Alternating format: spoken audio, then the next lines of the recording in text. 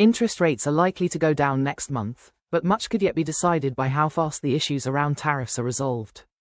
The Bank of England, BoE, is widely expected to cut interest rates for the fourth time since August when its Monetary Policy Committee, MPC, meets next month.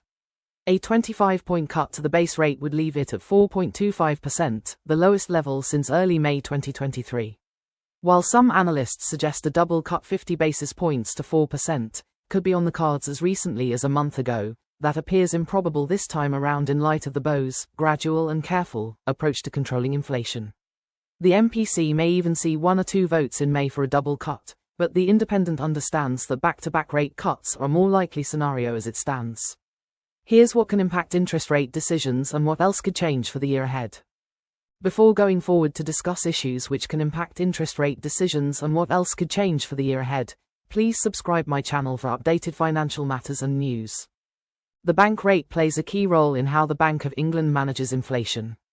In simple terms, when inflation is high, the Bank of England may increase the interest rate. This makes borrowing more expensive for both individuals and businesses, which can reduce spending and investment. As a result, this helps to slow down rising prices and bring inflation under control. When inflation starts to get close to the objective of 2%, interest rates can be lowered again, with the Bank of England attempting to strike a balance of stimulating investment in the economy while not letting price and wage rises shoot up too fast. Lower interest rates mean lower borrowing costs, including on personal loans and mortgage repayments, though also mean lower returns for those with savings accounts. Inflation has been on the way back down in the UK, which is a significant factor behind the Bank of England's expected decision to cut rates, though they won't cut them too fast as inflation is expected to pick up again in April and over summer. In terms of next month's probable cut, mortgage rates have likely been largely priced in already as they are based on swap rates, which are essentially future expectations of interest rate movements. Another core part of the Bank of England's decision will be based on business spending, along with economic growth. It's important to have a growing economy, and the reverse of the above applies. Lowering interest rates can stimulate businesses into spending more money on projects and personnel, giving other businesses in turn more income and allowing people to have more disposable income, thereby spending more and themselves contributing to economic growth. British consumers have faced a tough few months with increased taxes, lowered growth forecasts and rising bills, so news of the International Monetary Fund again cutting the UK's likely economic growth this year is another potential blow.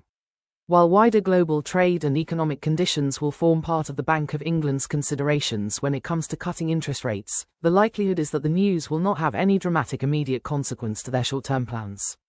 The International Monetary Fund has predicted global growth will be 0.5 percentage points lower than previously forecast, while the UK sees a similar downgrade to just 1.1% for this year. That reflects not only the effect of Trump tariffs but also rising energy bills, weaker consumer buying and higher inflation, which is forecast to rise again and peak at above 3.5% over the summer. Even the IMF themselves underline the fact that everything could still change significantly. After all, these sweeping cuts in growth expectations are to projections only made back in January.